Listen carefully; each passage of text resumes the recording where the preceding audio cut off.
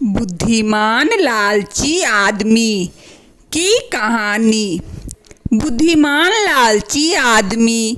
एक राजा एक बुद्धिमान और ईमानदार मंत्री की तलाश कर रहा था। उन्होंने कई लोगों का साक्षात्कार लिया, लेकिन कोई भी उन्हें उपयुक्त नहीं लगा। जब राज्य के सबसे चतुर व्यक्ति को यह बात पता चली तो वह तुरंत राजमहल गया। राजा से मिलने पर उसने कहा, मैं इस गांव का सबसे चतुर व्यक्ति हूँ और आपका मंत्री बनने के योग्य हूँ। राजा ने उससे कई चुनौतीपूर्ण प्रश्न पूछे, जिनका उसने बुद्धिमानी से उत्तर दिया। प्रभावित होकर राजा ने उसे मंत्री का पद पर नियुक्त कर लिया। एक दिन जब मंत्री यात्रा कर रहा था तो उसे सड़क पर एक बूढ़ा आदमी मिला, जिसके पास 3 जार थे। बूढ़े व्यक्ति ने मदद मांगते हुए कहा, क्या आप मेरा 1 जार उठा सकते हैं? वे काफी है। मंत्री मदद करने के लिए तैयार हो गया और उसने 1 जार उठा लिया।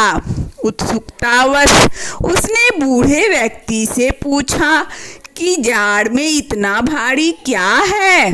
बूढ़े व्यक्ति ने उत्तर दिया, इस जार में सिक्के हैं। आगे एक नदी है जिसे पार करना है। क्या आप मेरा दूसरा जार भी उठा सकते हैं? क्योंकि मैं दोनों जार के साथ नदी पार नहीं कर सकता। मंत्री ने दूसरा जार उठाया, जो भी भारी था। बूढ़े ने कहा, इस घड़े में चांदी के सिक्के हैं। नदी पार करने के बाद वे एक पहाड़ पर पहुंचे। बूढ़े आदमी ने कहा, मैं घड़े के साथ इस पहाड़ पर नहीं चढ़ सकता। क्या तुम मेरा तीसरा घड़ा भी उठा सकते हो? मंत्री ने बिना कुछ कहे तीसरा जार उठा लिया, जो भी भारी था। बूढ़े व्यक्ति ने उससे कहा, इस जार में सोने के सिक्के हैं। आप इसे अपने साथ ले जा सकते हैं और मैं आपका पीछा नहीं करूँगा। यह सोचकर कि अगर उसने तीनों जार ले लिए तो वह अमीर हो जाएगा और बूढ़ा कभी नहीं बचेगा। उसे पकड़ो। मंत्री घड़े लेकर भाग गया। जब वह घर पहुंचा और घड़े खोले तो उनमें केवल लोहे के सिक्के थे।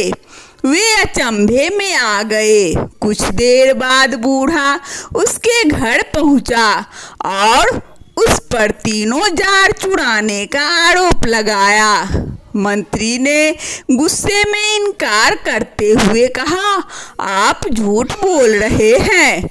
उन घड़ों में सोने और चांदी के सिक्के नहीं थे।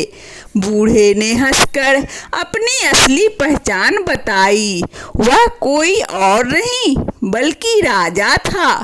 राजा ने कहा, तुम बुद्धिमान थे, इसीलिए मैंने तुम्हें अपना मंत्री नियुक्त किया था, लेकिन तुम में पूरी तरह से ईमानदारी की कमी है, इसीलिए तुम मेरे मंत्री बनने के योग्य नहीं हो।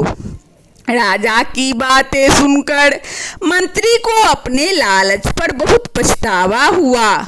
सीख, लालच के वशीभूत होकर हम अपना ही नुकसान कर बैठते हैं। इसीलिए हमें सदैव ईमानदार रहना चाहिए।